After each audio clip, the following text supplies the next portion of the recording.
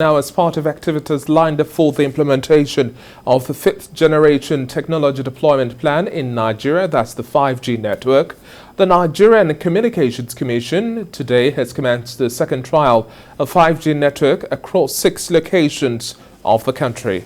According to the Commission, the trial, which is necessary in order to validate the national policy on 5G for the digital economy, will be conducted in 6 states such as Calabar, Lagos, Kano, Abeokuta, Ibadan, including the Federal Capital Territory, Abuja. As 5G's adoption and rollout accelerate, industry experts are of the view that the benefits will amplify and deepen the insight that organizations can gain from connected technologies, as well as bring about new opportunities for growth to the country's business climate. Joining me now live to discuss this and much more virtually, I have with me co-founder of BudgIT, Joseph Agunbiade. He's joining me via Skype. Thank you very much for joining us on the show today, Joseph. Thank you. Good afternoon. And now, looking at the rollout of 5G network, we've had initial mixed feelings and misconceptions here and there. But let's look at the prospects ahead of how well 5G network will redefine business today, the telecommunication sector, internet speed, the penetration of the Internet of Things, and also the agenda for smart cities today. Let's look at the overview picture we have as we're looking into 5G penetration. Yes, so for me, there's no perfect time than now for Nigerian to be considering the rollout of 5G network. We're talking about smart cities, we're talking about Web 3.0. In fact, for me as a person, Web 3.0 is the most exciting benefit that is going to come along with this. So I just feel super excited that the government have approved this and we are ready to launch out the system. It's an exciting thing. Of course, the other details of how much the spectrum will cost and all of that is still a very big concern as we await the auction that will happen very soon. But the truth of the matter is that it's a very one of the best news for some of us in our industry. Looking at how well we'd also see this transition phase, it's highly hinged on infrastructure development. To what extent do you also see us having bigger investments to fast track the necessary infrastructure development that would help us make as much from 5G? Yeah, so just like every other spectrum had brought with its benefits, we had people who invested in new industries and all of that. With 5G, we're expecting a lot of investments in both infrastructure at the same time, in jobs. New jobs will be created heavily. I mentioned Web 3.0, for example. You begin to see a lot of businesses around. So Facebook announced Metaverse the other day, and everyone is suddenly interested in that conversation. And so it looks like 2022.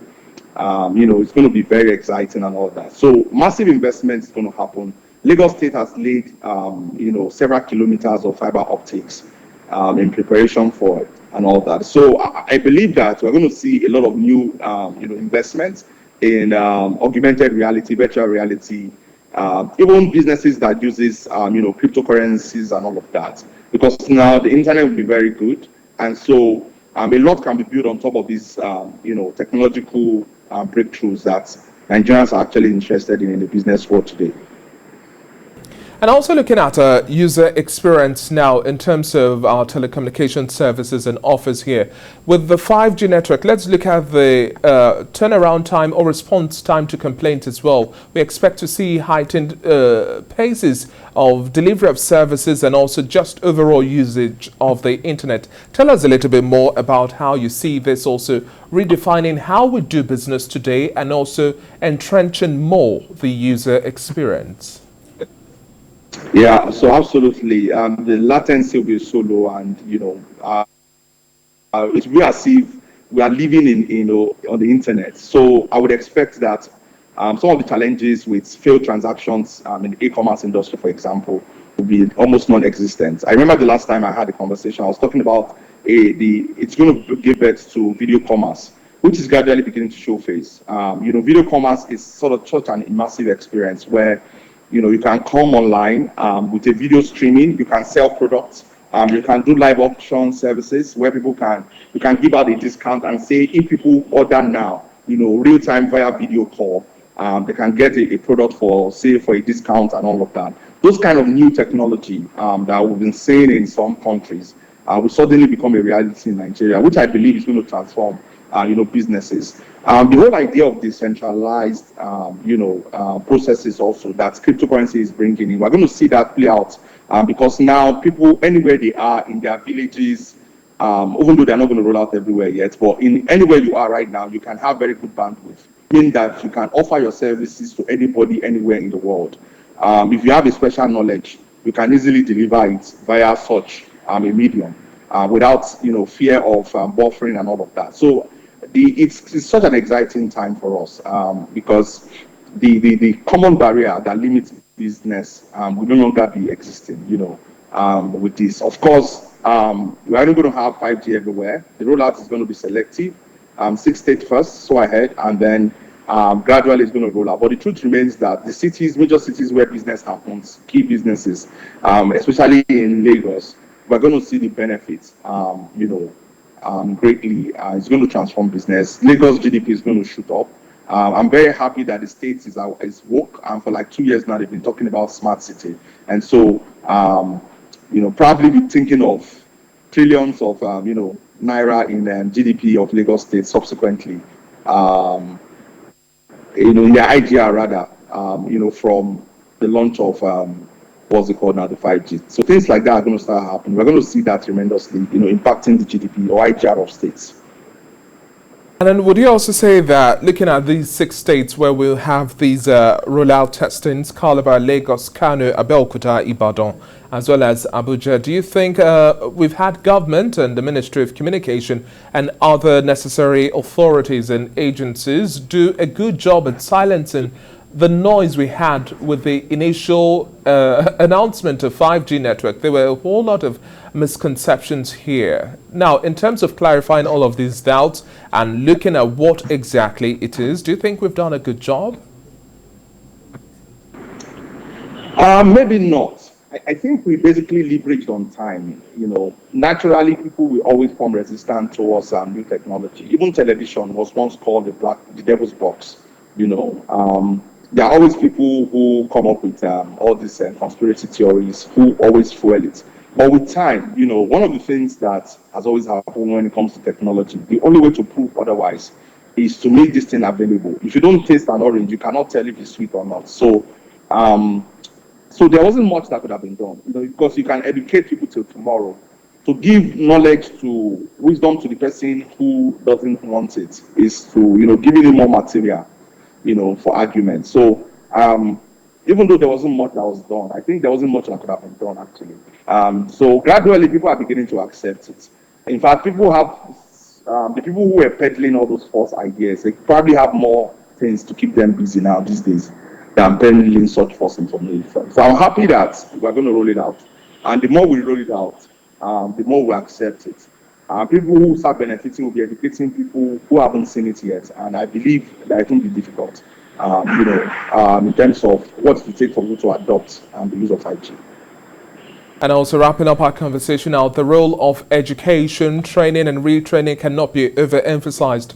Looking at the fact that we are expecting bigger utilization of our local content, the human resource base here, as we're going to also see smart cities come to bear, the Internet of Things, it's critical we utilize the youthful population and the talents we have within the tech sector and within the telecommunication sector. How much of a training base do you also expect to see within the short and medium term to help us actualize this big, beautiful picture of smart cities and a bigger penetration of the Internet of Things going by this 5G? Yeah, so over the last 1-2 years, it's been massive improvements in terms of technology. People are learning.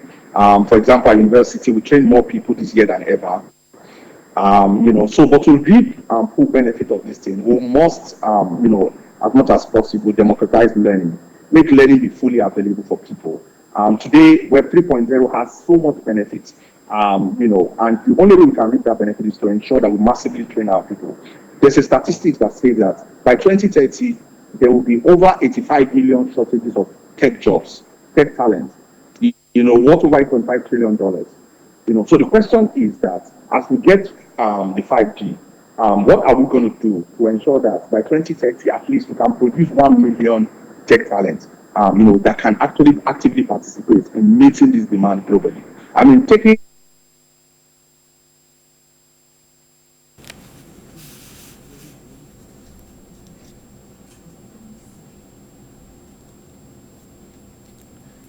Seem to have lost some connection there with Joseph Agunbiade. We were speaking on looking at ensuring that we have a bigger penetration of the 5G rollout, and also looking at the utilization of local content, ensuring that we have training and retraining and education. It's very sound education based to ensure that we have a well-resourced human capital that would be able to take up opportunities and prospects that the 5G will bring to the fore. We've been speaking with Joseph Agunbiade. Well, it's now time to bring us some closing details of trading activities on the floor of the Nigerian exchange. Joining me to do this and more, I have Jamiu Muhammad, equity trader at APT Securities and Funds.